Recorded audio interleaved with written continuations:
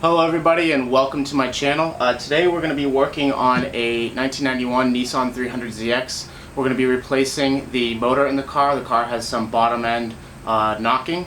So we have a JDM motor that's going to be coming very soon out of a donor car. So this is going to be a how-to video on how to replace the motor in the 300ZX. There are numerous ways to do it. You can pull it out through the top, drop it to the bottom, which is recommended by the service manual. We're going to be pulling it to the top since I don't have a lift. We're going to be pulling the motor and the transmission together at the same time. So this is going to kind of be a how-to tutorial on the steps required to remove this motor. It's going to be a little bit faster paced.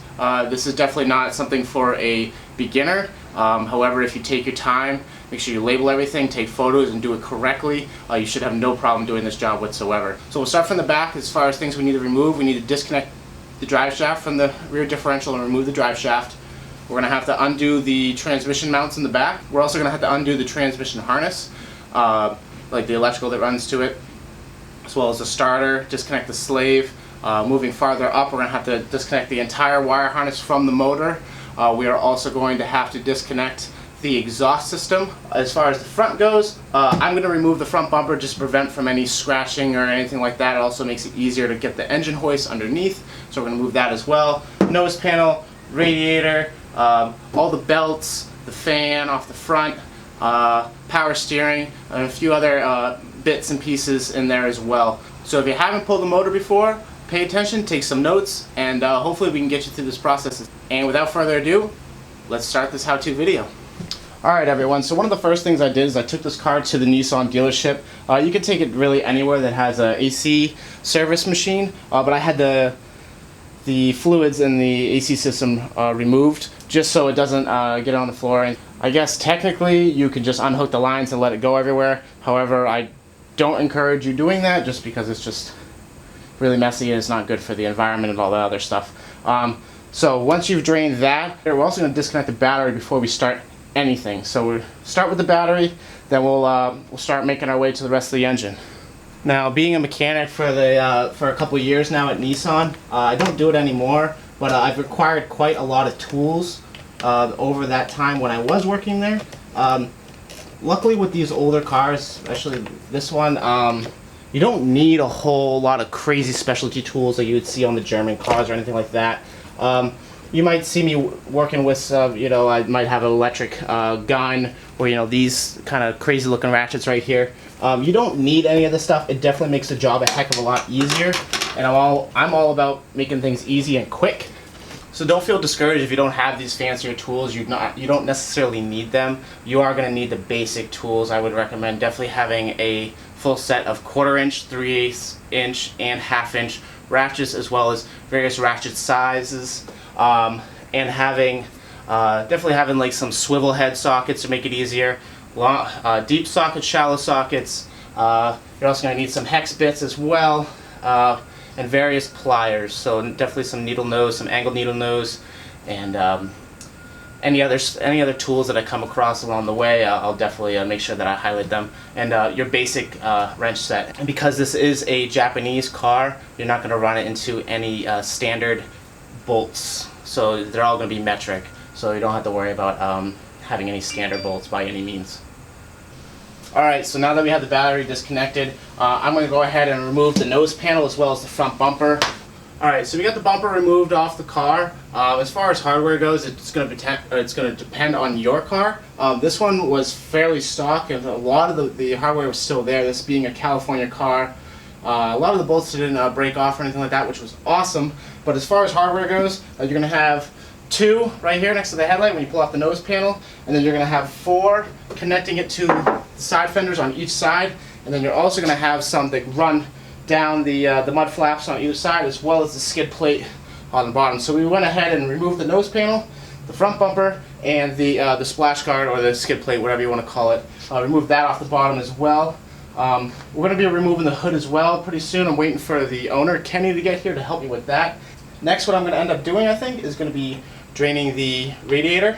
I'm going to just pull the hose straight off. Makes it a lot easier, a lot faster. So whatever method you prefer, but there is a screw on one side that you can unscrew with your hand and drain it out slowly. That's for when you are servicing the radiator, replacing the coolant, anything like that. So I'm going to go ahead and remove that, and I'll catch up with you guys in a second. So another top tip, guys, is keep track of your hardware. This is just for the bumper and splash shield alone. There's about 25 to 30 pieces in here. This can get out of hand really fast as far as all the hardware, and especially a lot of them being 10 millimeter, and it can get confusing extremely fast. So definitely make sure you have some, simple quart size Ziploc baggies, and just make sure that you keep it on top of your hardware, guys. So now that we got the radiator out of the car, I'm going to work on getting the fan off, as well as the fan clutch. So that's out of the way. Makes it will give us a little bit more room to maneuver this motor out of here. So as you can see, we got the radiator out, as well as the clutch fan and the fan itself, as well as the fan shroud, the pipes going to the radiator. Next is going to be tackling this AC system. So we're going to disconnect the line from right here, as well as up against the firewall. And we're also going to have to disconnect it right off of the AC pump itself. I used an adjustable wrench on this one. I'm not a huge fan of adjustable wrenches just because they do tend to mess things up. But luckily, these fittings weren't on there very tight at all. However, the one that goes to the firewall for the smaller line, which is the high pressure line, that one is on there fairly tight. So what we need is a 17 on the back and a 19 on the front. And then all we gotta do is just break this loose. There you go, just like that. And then it's off. There's your one line. This one's already off. That one was very easy as well. So now all we gotta do is just remove these lines from the car. Alright, so I take back what I said earlier. So I removed the low pressure line out, however, keeping the high pressure line in. I just tucked it off to the side, just bent it very slightly over towards where the strut mounts, just right there, just because it does go all the way in and snakes through the front to the condenser. It's just going to make it more complicated than it needs to be as far as removing. So if you want to remove it, it does run to the condenser. Simply unscrew it just like you did against the firewall. However, I'm just going to keep mine tucked out of the way for now, and hopefully it won't get in the way once it comes time to remove this engine from the car. Alright, so next on my list to tackle, this is a very easy step. All we're going to do is remove these intake hard pipes. So there's going to be clamps against the throttle bodies, as well as clamps down here to where the piping goes to your intake. And also you're going to want to keep in mind there are various vacuum hoses do connect to this this intake hard pipe. So you want to keep track of those. There's one on this side for the EGR. There's also one for that comes off the intake valve cover. So make sure you do keep an eye on those, because they do have a tendency to rip and tear.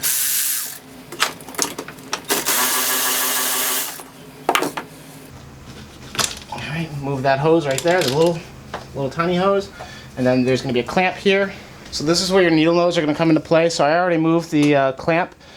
What you might have an issue with these is that after time they like to stick together. So what I like to do, a simple trick, is you grab right where the fitting is and you kind of just give it a light little twist just to kind of loosen it up around there, and then it should be able to slide off. So what I'm going to do is I'm going to disconnect it from the throttle body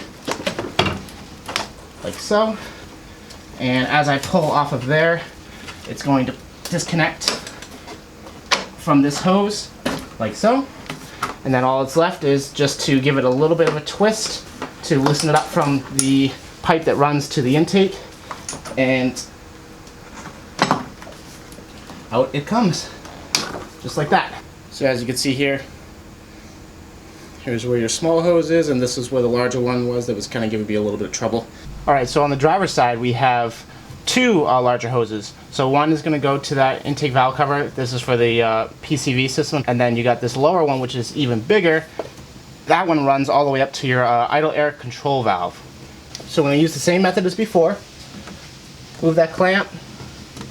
I'm just do both of them right now since I got the pliers right here. Move this clamp. Slide it back. And we're just going to grab, give it a little twist. But this one is actually split. And it happens. I mean, these cars are very old. You know, rubber gets old, it cracks. So hopefully the ones on the new motor that's coming are in better shape. If not, we're just gonna have to order a silicone set. Boom, slides off. This one we're gonna remove so. And you can see that that's cracking wide open, so that's no good anymore. And then we get the lower. And just like that, guys, it's out, and now we can move on to the next step. Alright, now that we've made a decent dent as far as taking everything off the front, I'm going to move to pulling off everything off the top and the front of the motor as far as wiring, throttle cable, fuel lines, everything like that. So for this, I strongly recommend getting some of that blue masking tape, or like the painter's tape, and what I'll do is I'll remove a plug and I'll wrap it in the tape and I'll write on it where it goes. So I'll label the cylinders 1 through 6, as well as you got your O2 sensors on the side here, you got your throttle position sensor over here. So all this stuff you're going to want to label, especially if this is your first time, you don't know where everything goes. Make sure you're keeping track of this stuff, guys, because the last thing you want is to plug something in where it doesn't go, or forget something. And the blue also makes it stand out, makes it easier to find when it does come time to put this thing back together. So without further adu, I'm going to pull this throttle cable cover off, and then we're going to start on removing the harness. Hey everyone, so we're on day 2 of this engine pull. We put about 2 to 2.5 hours in yesterday, just fiddling around with the car. We got the engine harness off, everything has been labeled, so we know exactly where it goes when it comes time to drop the new motor in, so we're not sitting there scratching our heads for any reason. We also drained the transmission yesterday, since we were planning on servicing the transmission anyways, but when it comes time to remove the drive shaft or remove this whole thing out, you run the risk of transmission fluid dumping out of the back of the trans, all over the floor, all over whoever's underneath the car, and so on. So we decided, save us the trouble, drain it now. So that's been drained. Today we got to disconnect the drive shaft, which is there's 4 bolts on the rear diff that we got to do, as well as the bracket, because it is a 2-piece drive shaft that comes factory with these cars. There's also a brace that we have to remove. There's also a brace for the body that we have to remove, as well as parts of the exhaust system as well. Additionally, we're going to have to remove the harness off the transmission and off the starter. So we're probably just going to remove the starter altogether, disconnect the slave cylinder as well. And then there's also some wiring that goes to the alternator that we're going to remove, and we're also going to drain the power steering. I'm going to hop onto the car, start disconnecting some stuff, and I'll be back with you guys in a little bit. Alright, so now that I've removed the exhaust system and the starter and the drive shaft, as well as the transmission harness, I'm going to make my way towards the front here. So next what we're going to be doing is draining the power steering. So this is a 24mm socket right here with an extension, and it's going to go right on this this bolt, this banjo bolt for the power steering, and just simply crack that loose. And definitely have a bucket underneath, because it's going to start dripping, which is doing right now. So I have the bucket to catch it, and you're just going to drain that system, as well as the feeder that goes to it right here. So you see the hose that runs right off the power steering reservoir right here, it runs down to the back of it. You're also going to want to drain it from there as well, so you get all the power steering fluid out of the reservoir as well. Because as soon as you pull this thing out, the power steering fluid is going to go everywhere. So it's best to catch it now and get it drained. So given the fact that we're removing this motor, and there are a few wires that run to the back of the alternator that are a bit of a pain to get your hand up in there, especially when you have bigger hands. So I'm just going to remove the alternator altogether, since it's just going to make it easier. It's less of a headache. So there's a bolt that holds it to the block. So I already cracked it loose with a 1/2 inch. Now all I have to do is get a wrench on the back side of it, because there is a nut that's going to be free floating on the back side. And then I'm going to gun it on the front side with my 17mm. And then all that's left is to remove the tensioning bracket. And then once that's removed, then the alternator can come out, and we can unhook those last 2 connectors that are connected to the back of the alternator. So I got the nut off the back of the bolt, but you might run into the issue where, yeah, the nut came off, but the bolt's still in there, and it's just spinning. So what I did was just kind of pressed against the back of it a little bit while I was spinning. As you can clearly tell from my glove, it's all ripped. Got it out a tiny bit. Now I'm just taking a simple small pry bar, and all you gotta do is just pry it, the bolt out of its home, and then you should be able to just remove the bracket and the alternator will come out.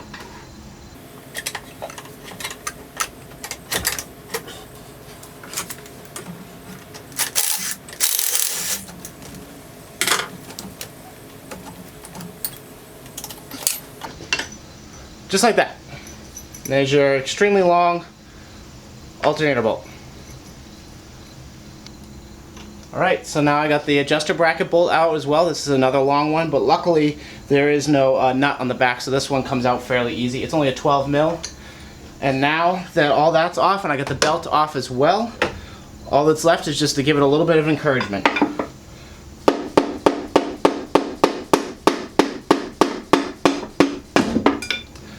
And there you have it. The alternator is now off, which you guys probably can't see, but here it comes right here. Here's your alternator. And now it looks like all I have are, I already undid this plug at the top, which was fairly easy to get to. All I have is 2 grounds on the back of it. So I'm just going to undo those 2 grounds and the alternator should come out, and then we can get the rest of that harness up and out of the way for our motor pull. There is a little bit more of the wiring harness you're going to have to remove. So right back on the back side where the transmission meets the motor, so on the bell housing there, it's really hard to see, but there's the main the power line that runs from the battery right here all the way down to your starter. There's going to be a bracket just like this, and all it is there's a 10 millimeter on the far side, which you just have to remove, and then the whole bracket comes off and that comes loose. Additionally, there is also a ground which hooks up to the bell housing. So you have to remove one of the bolts on the bell housing. It is a 14 millimeter, and you should be able to get easily a ratchet in there. I used my fancy ratchet with the 14. It's nice low profile. Just make sure you remove that, because obviously if you start to pull the motor, you're going to pull the whole harness with it, and then you're going to mess something up. So kind of leads into my segue, guys. Make sure that you definitely just check everything. Make sure you do, as you're pulling the motor, make sure you're walking around looking, making sure there's nothing hanging or tugging or anything like that that's still connected. Alright, now that we got everything disconnected, we got the motor hooked up. We took some chains, just looped them under the plenum. Everything's disconnected from the back. We took a jack stands as well as a jack. Jacked up the rear end about as far as we could. Put the front on blocks just so the motor, just so the engine hoist could clear. And now all that's left is to very carefully jack the motor and transmission out of the car.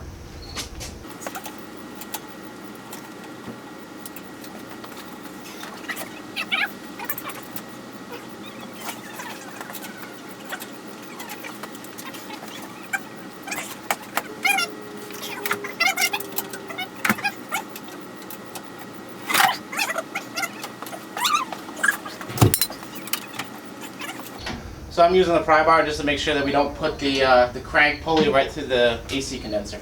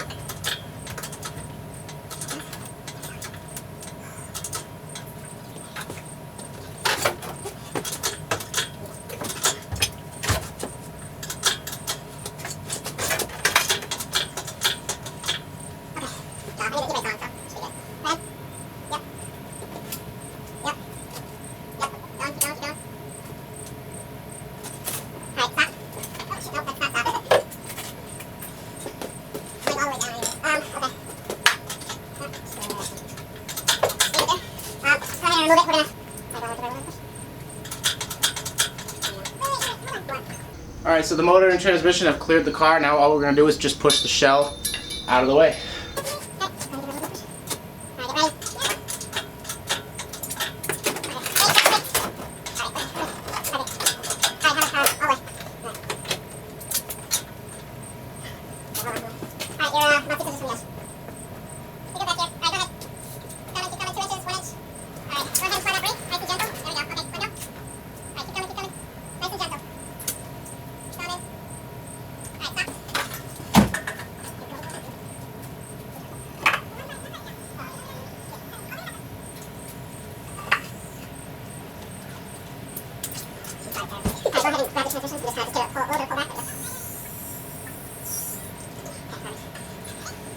Alright, and just like that, guys, that's how you remove motor and transmission from a non-turbo Z. Thank you all for watching, and make sure you check out future videos for reinstalling this motor, as well as we're going to do some deletes as well.